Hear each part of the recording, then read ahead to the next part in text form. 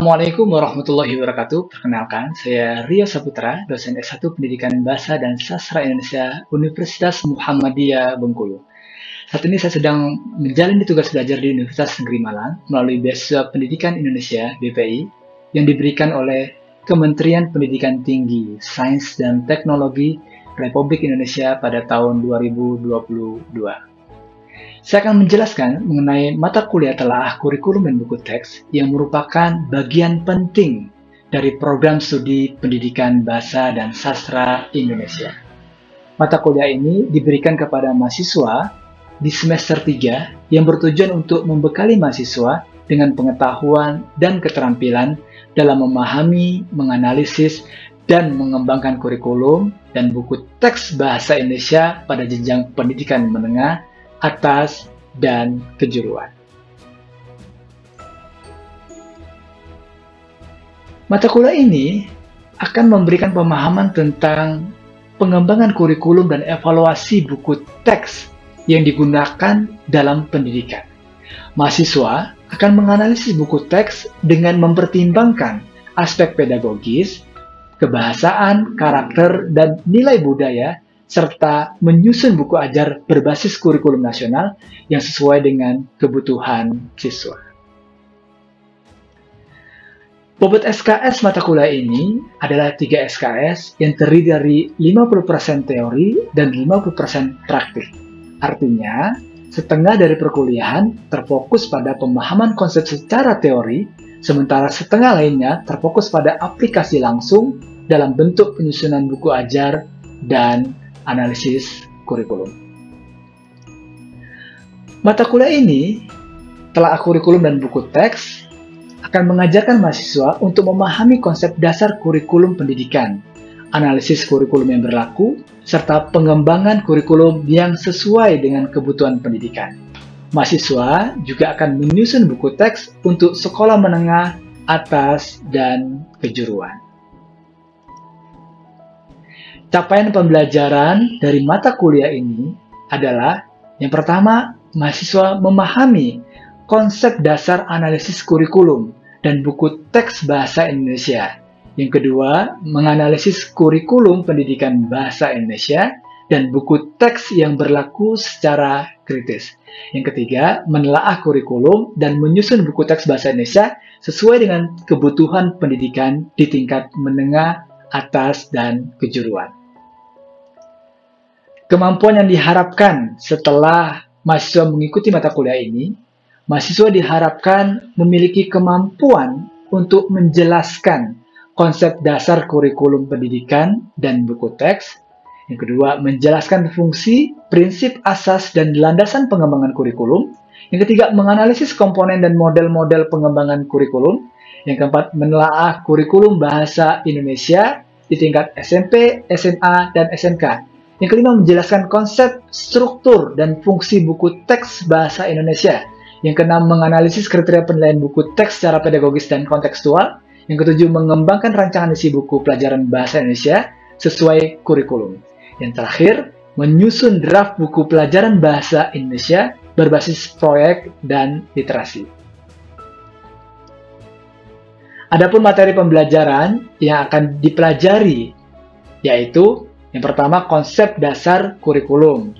Yang kedua, prinsip, asas, dan landasan pengembangan kurikulum. Yang ketiga, komponen dan pengembangan kurikulum. Yang keempat, analisis kurikulum bahasa Indonesia. Yang kelima, konsep buku teks dalam pembelajaran. Yang keenam, kriteria dan teknik penilaian buku teks. Yang ketujuh, pengembangan buku teks bahasa Indonesia. Dan terakhir, proyek penulisan buku ajar bahasa Indonesia atau disebut dengan PJBL. Adapun metode pembelajaran yang akan digunakan dalam mata kuliah ini terdiri dari berbagai pendekatan yang bertujuan untuk memfasilitasi pembelajaran interaktif dan praktik langsung. Metode tersebut adalah diskusi kelompok untuk menganalisis buku teks dan kurikulum serta mendiskusikan temuan-temuan yang relevan. Yang kedua, pembelajaran berbasis masalah (PBL) untuk memecahkan masalah nyata dalam pendidikan dan pengembangan kurikulum. Yang ketiga, pembelajaran berbasis proyek atau PJBL untuk menyusun buku ajar berbasis kurikulum nasional. Yang keempat, studi teks untuk menganalisis buku teks yang ada dan mengevaluasi kualitasnya. Yang kelima, presentasi dan peer review di mana mahasiswa mempresentasikan proyek mereka dan menerima umpan balik konstruktif dari teman sekelas untuk meningkatkan kualitas kerja. Yang keenam, demonstrasi terbimbing, di mana mahasiswa menyaksikan dan melakukan demonstrasi penerapan kurikulum dan pengembangan buku teks di kelas dengan bimbingan dosen.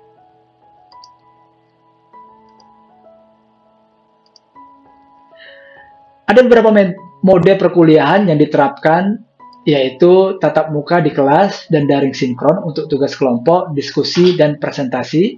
Daring asinkron melalui platform digital juga digunakan untuk mendukung proses pembelajaran dan kolaborasi antara mahasiswa dan proyek mandiri berupa penyusunan draft buku ajar dengan konsultasi.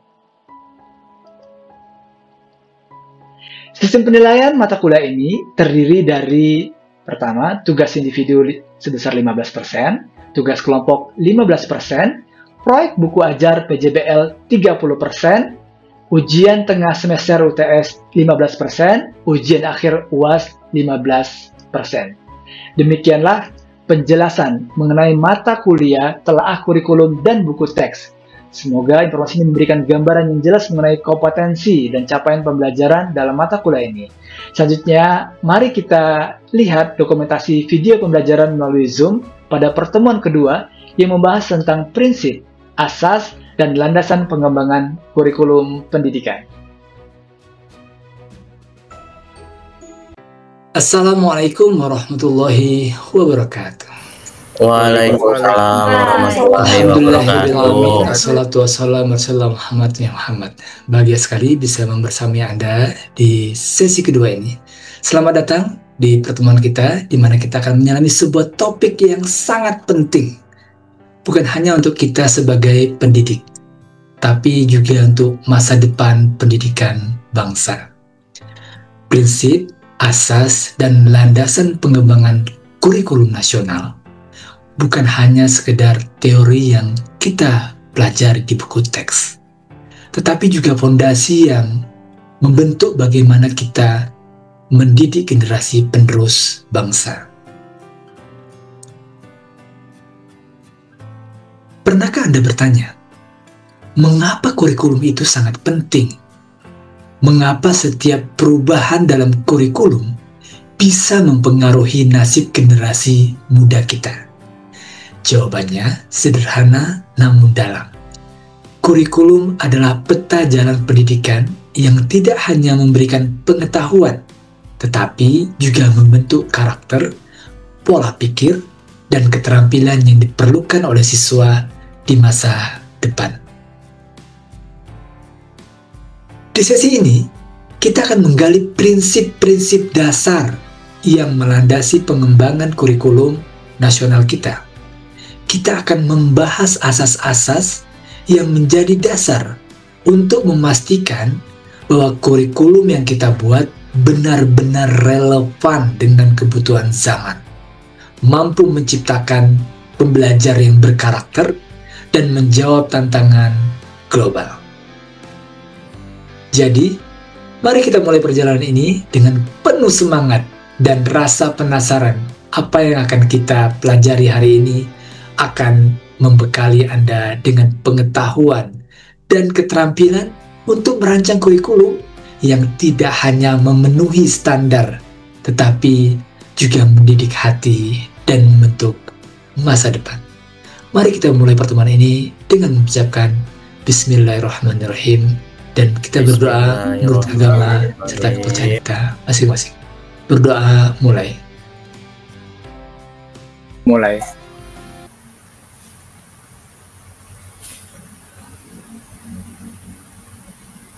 Berdoa selesai. Apa kabar semuanya? Baik, Pak. Alhamdulillah, wajahnya cerah-cerah ya, ceria-ceria. Mudah-mudahan masa depannya juga cerah dan ceria semuanya. Amin. Sudah siap kita belajar hari ini? Siap, Pak. Materi kita hari ini terkait melanjutkan materi yang kemarin, asas dan landasan pengembangan kurikulum. Ya, kemarin kita sudah pernah bahas terkait ini. Oke, capaian pembelajaran kita pada materi kali ini adalah teman-teman semuanya mampu melakukan analisis mendalam mengenai prinsip, asas, dan landasan pengembangan kurikulum. Melalui pendekatan studi kasus, kita akan memahami penerapan teori dalam praktiknya. Oke?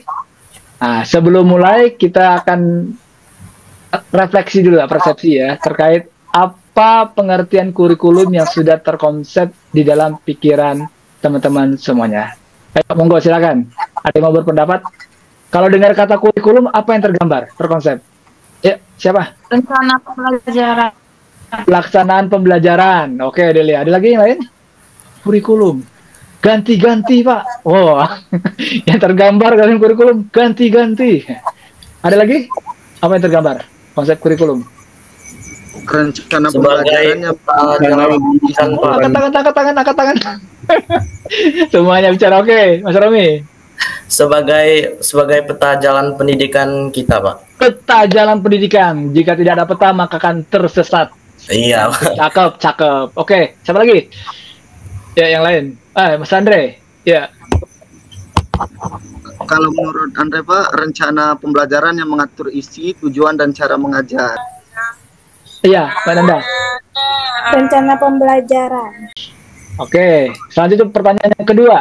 Mengapa kurikulum sangat penting dalam menentukan arah pendidikan? Ayo, siapa yang mau berpendapat? Monggo.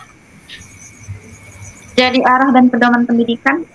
Arah dan pedoman pendidikan, oke. Jadi penting karena arah ya. Terus satu lagi, silakan. Karena terstruktur, Pak.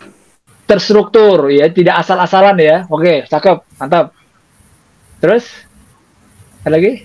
Oh, Anda, silakan. Tujuan pendidikan. Tujuan, harus ada tujuan ya. Kalau nggak ada tujuan, jelas. Oke, Mbak Umi, silakan. Oh, semangat semua ini, luar biasa. Pedoman dalam proses pendidikan, Pak. Iya, harus ada pedoman. Kalau nggak ada pedoman, wah tersesat, ngeri sekali ya.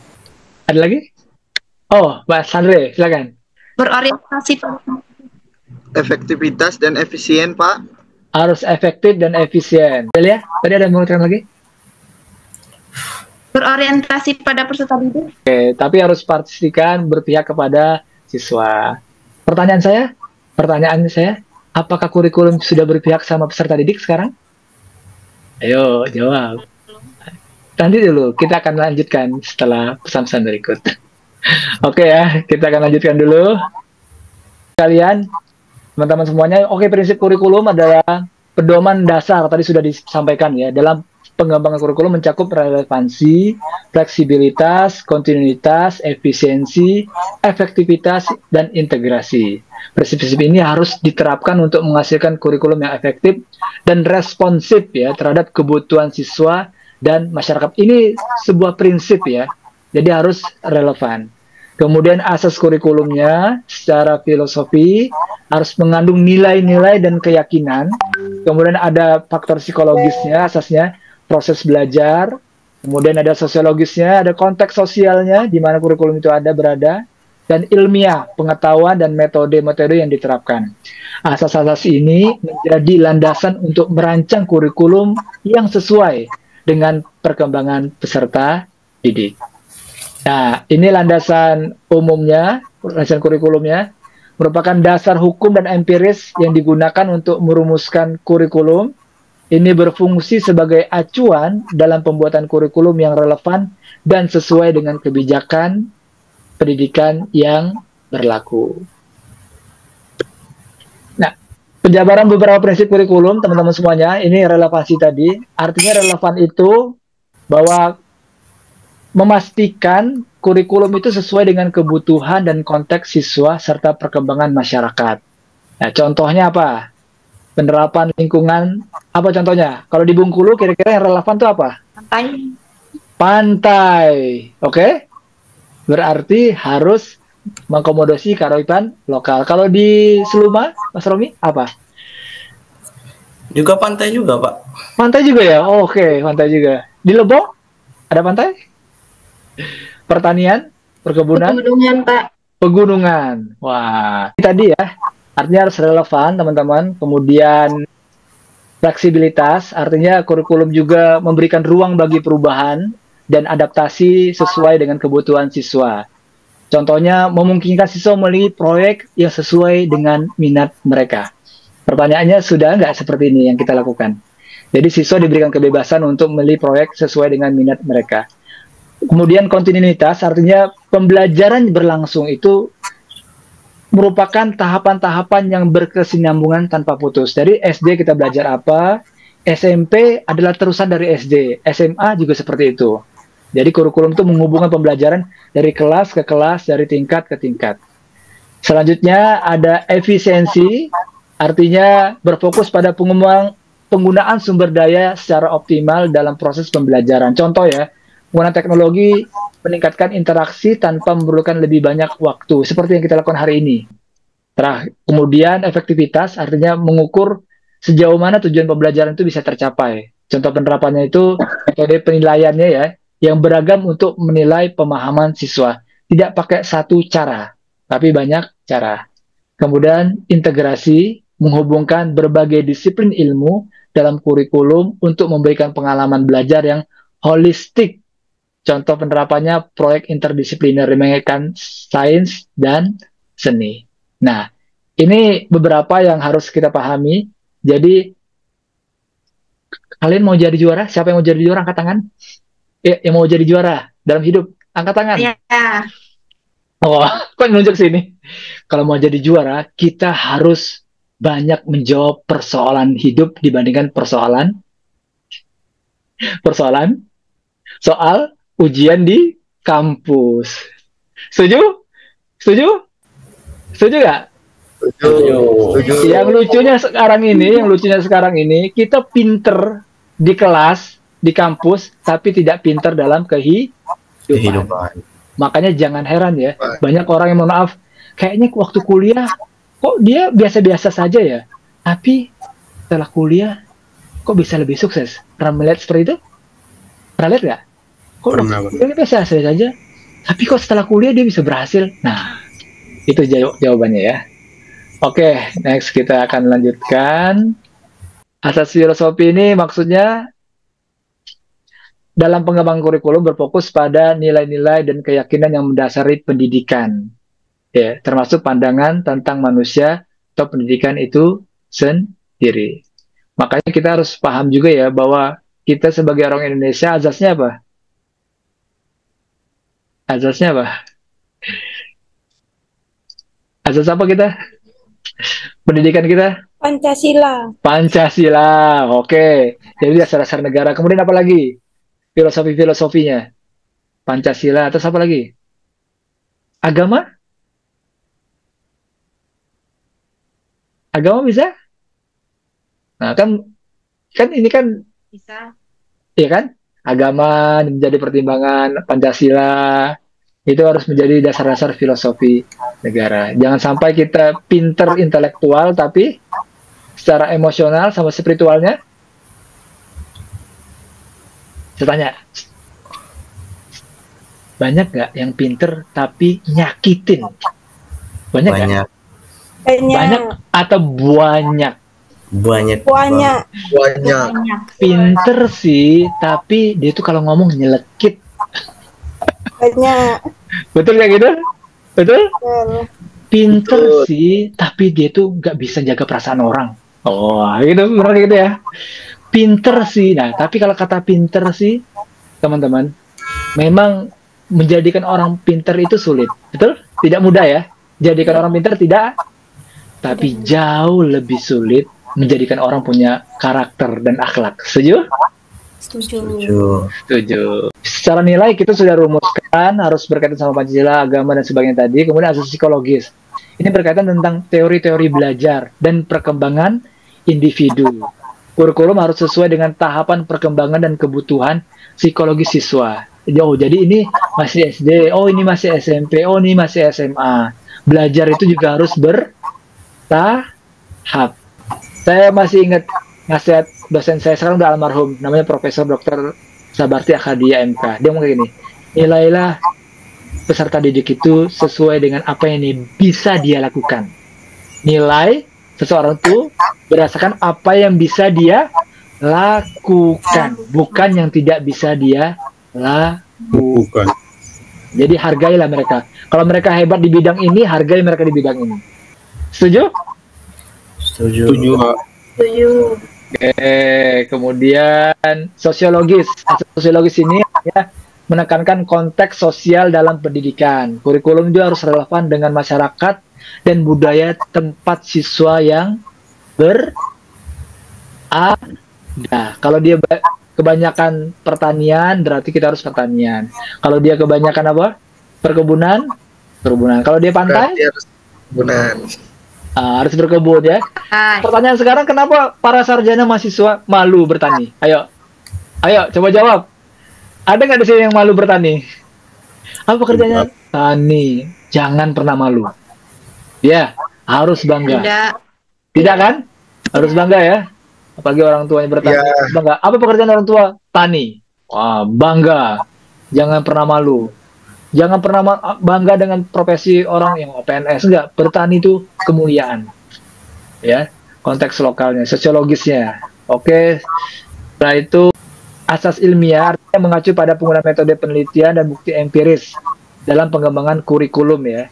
Ini untuk memastikan bahwa kurikulum didasarkan pada penelitian yang valid dan dapat dipertanggungjawabkan. Jadi ada urutan-urutan. Jadi berdasarkan ini.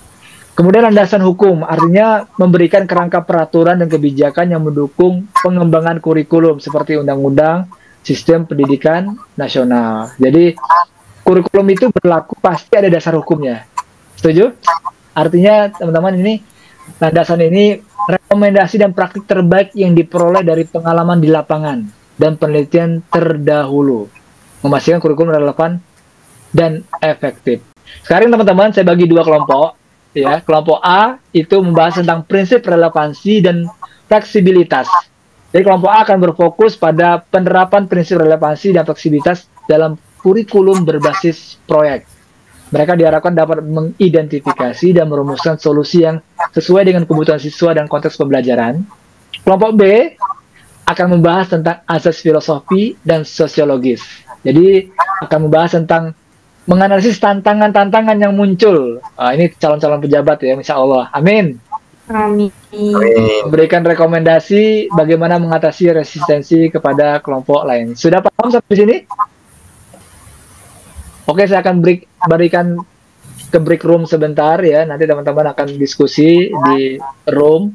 Kemudian saya masukin ke room sebentar ya. Saya buat room A dan room B.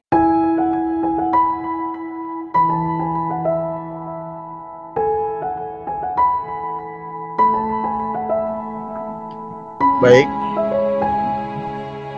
Oke, semuanya sudah siap? Gimana hasil diskusinya? Luar biasa. Kita beli approach untuk kelompok A yang akan presentasi. Silakan, tepuk tangan dulu. Oke, silakan kelompok A.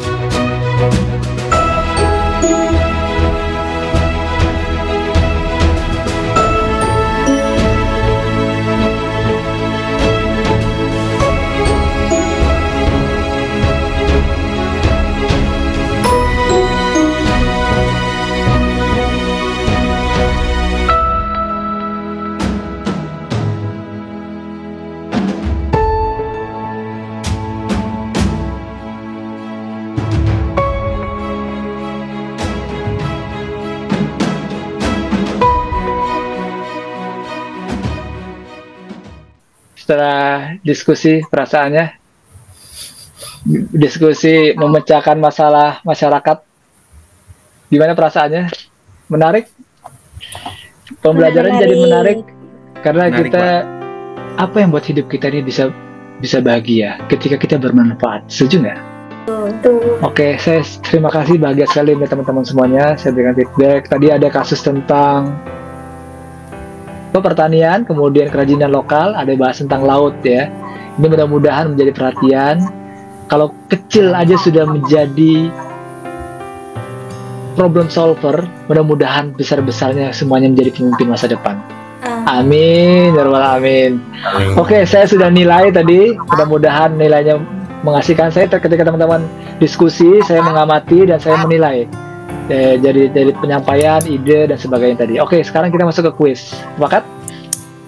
Nah, siapkan HP-nya, kita akan masuk ke kuis ya. Nama lengkap ya. Nanti hadiahnya door prize brosur umroh. Wah, Oke, Romi, Danda.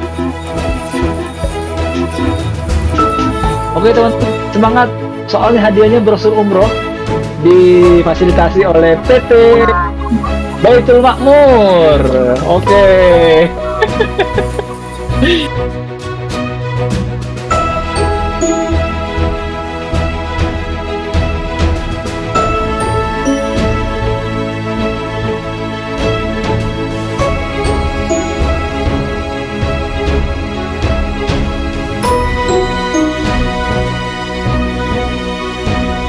Semangat semuanya. Selamat ambil hadiah. Rohnya di Malang. Ambil ya. Ambil. Oh. Sambil jalan-jalan promo. Oke, luar biasa kalian ya. Tugas mandiri teman-teman nanti. Nanti teman-teman sebagai tugas mandiri tadi sudah kuis ya. Teman-teman silakan analisis kurikulum yang diterapkan di tempat praktik masing-masing ya, di sekolah sekitar tempat tinggal. Refleksikan bagaimana prinsip yang telah dipelajari dan dapat diterapkan. Oke? Siap? Ruang Terbesar. Di alam semesta Di alam semesta di alam adalah ruang adalah ruang untuk meningkatkan diri untuk meningkatkan diri dan meningkatkan manfaat diri. dan meningkatkan manfaat diri. Oke, selalu ada ruang bagi orang-orang yang mau meningkatkan diri dan meningkatkan manfaat diri. Selalu ada tempat. Kalau teman-teman semuanya suka belajar, suka meningkatkan diri, suka memberikan manfaat, selalu punya tempat di belahan dunia manapun. Setuju nggak? Ganti-gantian. Dari atas. Yes. Seru. Seru, the best. Apa lagi? Samkohan. Asik. Samkoha. Apa lagi? Asik. Oke, dan mari kita akhiri. Wabillahi taufiq walhidayah. Assalamualaikum warahmatullahi wabarakatuh. Waalaikumsalam warahmatullahi wabarakatuh. Terima kasih teman-teman. Sama-sama Pak. Sama-sama Pak. Oke.